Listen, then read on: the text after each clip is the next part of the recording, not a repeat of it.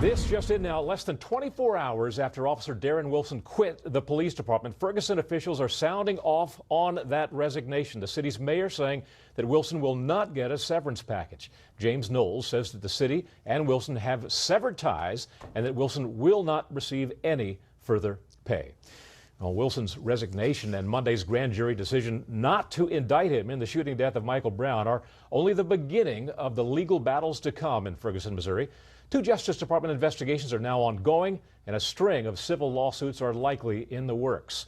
And joining us to answer those questions, former prosecutor Peter Odom and criminal defense and trial attorney Rebecca Nitkin. Thank you both for joining us. Thanks for having us. First off, I want to get your reaction to what we just heard there, that no more money, no severance for Officer Wilson. I'm frankly surprised about that.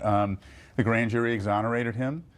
He was a police officer in good standing when these things happened, so there's something going on behind the scenes that we don't know about. And Rebecca, your thoughts? I agree. This case is a tragedy, but it is not the case for police brutality or repression in race, and he was exonerated, and this should not be happening. Isn't there a formal requirement, though, if you resign, if you're not pushed out the door, but if you resign on your own volition, you're not owed any severance? Well, that would normally be the case, and that's why I say there's probably something going on behind the scenes that we'll learn about in short order, Doug. There really shouldn't be any more cases going. This is over. All right. Well, there are lots of cases going. As we know, the Justice Department is investigating, has 2 separate investigations. We're likely to see a rash of civil suits here. And in a civil trial, correct me if I'm wrong, the level of evidence is the same as in the grand jury proceeding, a preponderance of evidence, which is 50% or more of the evidence, correct? Well, correct. One of the lawsuits that's sort of out there in the offing is a federal lawsuit, a civil rights lawsuit. The standard there, though, is somewhat higher than a criminal case, because in that case, the government would have to prove that Officer Wilson was trying to violate the victim's civil rights when he shot.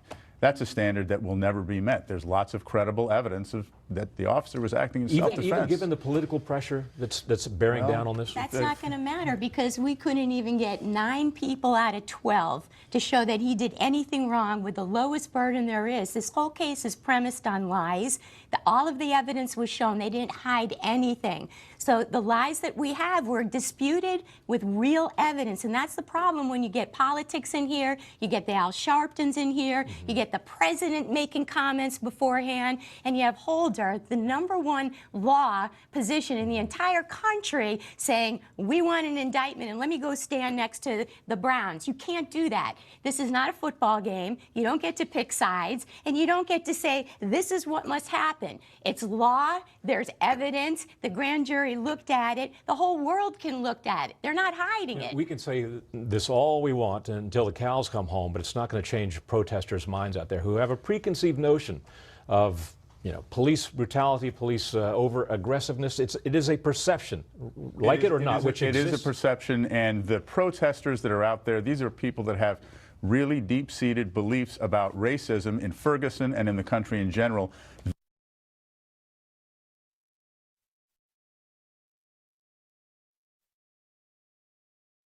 There is not a problem throughout the entire country with police abuse, but there are many cases where people are hurt or killed by police that did not do anything wrong.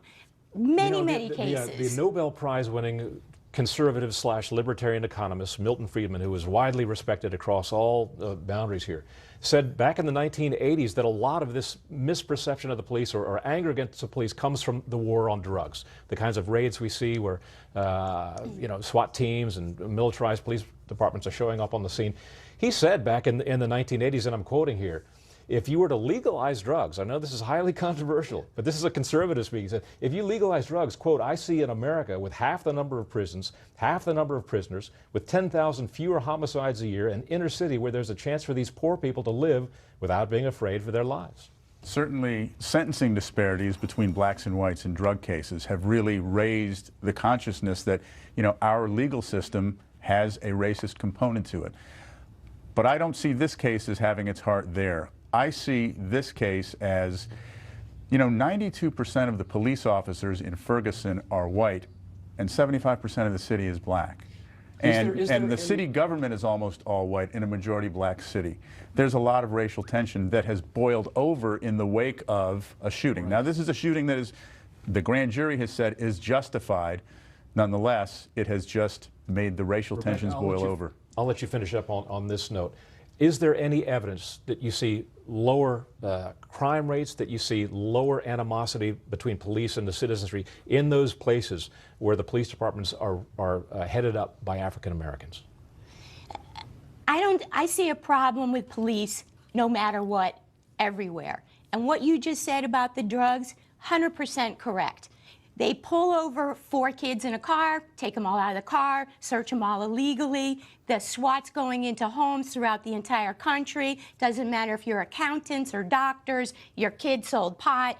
You are correct.